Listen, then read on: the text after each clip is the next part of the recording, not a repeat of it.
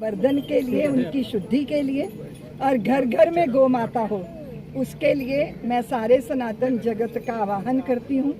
गाय हमारे हृदय में रहे, गाय हमारे घर में रहे, तो घर में ना अवसाद होगा और ना किसी तरह का कोई अभाव होगा।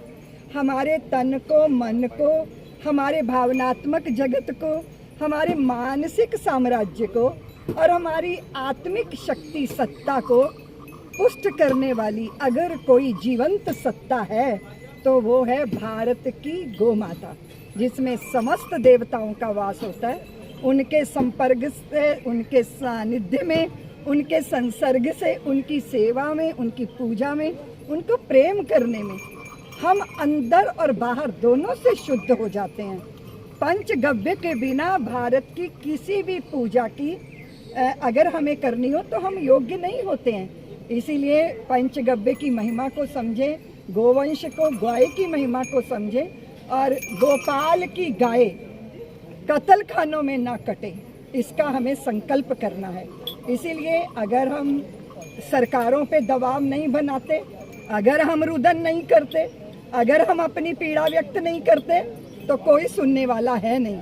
दूसरी बात यह है कि अगर वृद्ध गाय है, अगर दूध नहीं देती गाय है, उसको हम घर का हिस्सा ना मानकर घर से बाहर करते हैं तो वो कसाईयों के हाथ में जाती है या फिर वो कचरा खाती है। ये भी सनातन जगत के लिए बहुत शर्मनाक, बहुत ही लज्जाजनक स्थिति होती है।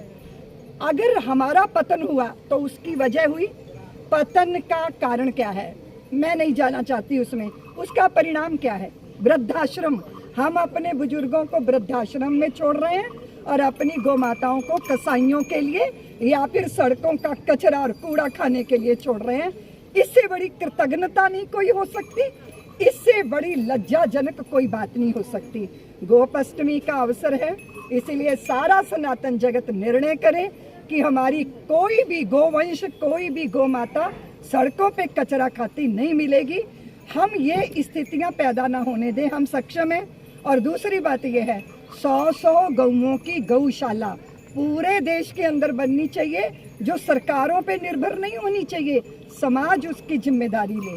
दूसरी बात यह है कि हर घर के अंदर एक गौ माता होना जरूरी है। अगर घर में गाय नहीं है तो जो गौशाला में गाय है उस गाय के प्रति अपने समर्पण को समर्पित कीजिए। पहले का अवसर था, अभी भी कुछ संस्कारों के जगत में ये होगा कि पहली रोटी गाय को खिलाई जाती है, लेकिन आजकल की स्त्रियां पहली रोटी पति को खिला देती हैं, वो भी बेचारा गऊ जैसा हो गया है। इसीलिए गौ माता की रोटी गौ माता को मिले। वैसे हम समस्त पशु पक्षियों के संरक्षण वाले लोग हैं, हम सनातनी, क्योंकि हमारे सब देवी देवताओं के जो वाहन हैं वो पशु पक्षी ही तो हैं। इसका अर्थ है कि सनातन कण कण में परमात्मा के दर्शन की दृष्टि देता है। गोपाष्टमी के दिन गो संवर्धन का, गो रक्षण का सारा सनातन जगत जो है वो संकल्प करे। आज की गोपाष्टमी वात्सल्य ग्राम के लिए विशेष है, क्योंकि आंध्र प्रदेश से स्वर्ण कपिला गाय आई हैं, पुनगूर गाय आई हैं, बहुत छोटी सी गाय जिसको गोदी में ले सकते हो, साथ में सुला सकते हो, अपना लाड लड़ा सकते हो। और उसका परिणाम और प्रसाद ये होगा कि आपको अवसाद की दवाइयाँ नहीं खानी पड़ेंगी, आपको अनिद्रा का रोग नहीं होगा, आपकी प्रसन्नता कोई छीनेगा नहीं। इसलिए गौ माता के चरणों की सन्निधि लीजिए। दूसरा, मैं आप सभी आदरणीय पत्रकार बंधुओं के माध्यम से एक संदेश समाज को देना चाहती हूँ कि हाथी चिंघाड़ता है, घोड़ा हिनहिनाता है, बकरी मिमियाती है, शेर दहाड़ता है, पर जब गाय का बछड़ा बोलता है तो उसकी वाणी से माँ शब्द सुनाई देता है। तो माँ शब्द संबोधन हमें गौ माता से मिला है, उनके बछड़े बछड़ियों से प्राप्त हुआ है। इसीलिए संडे के संडे खाओ रोज अंडे का विज्ञापन हो रहा है इस देश में। अरे गौ माताओं का दूध पियो ताकि चित्त में करुणा भी आए और जब जरूरत पड़े तो वीरता का भी जागरण हो जाए। मैं गोपाष्टमी के इस अवसर पर सबको बहुत बहुत बधाई देती हूँ, शुभकामनाएं। दीदी, शंकराचार्य वृंदावन आए थे, वो ज्यादा बढ़ गया, दुनिया में दूसरे नंबर पे आ गया है और गौ मांस, गौ हत्या पे रोक लगनी चाहिए। निश्चित रूप से गौ हत्या पे रोक लगनी चाहिए, पर कसाईयों के हाथ में गाय ना जाए, हिंदू समाज इसकी जिम्मेदारी ले। देखिए सरकारें जो भी कर रही हैं, क्योंकि मैं तो आपको बता रही हूँ कि अगर आप रोते नहीं हो तो माँ भी आपको दूध नहीं पिलाती। अपने दुख और पीड़ा को व्यक्त करो, सरकारों पे दबाव बनाओ, नाक में दम कर दो। जब तक गौ माता राष्ट्र माता घोषित ना हो जाए, गौ संरक्षण की जिम्मेदारी स्वयं लो। सब कुछ सरकारों पे छोड़ देना शोभा नहीं देता। नदियों के प्रवाह को, नदियों की पवित्रता को, धरती की अक्षुण्णता को, रासायनिक खादों से जिस तरह हमने अपनी धरती माँ को बर्बाद किया है, ये जिम्मेदारियां कुछ हमें भी तो लेनी चाहिए।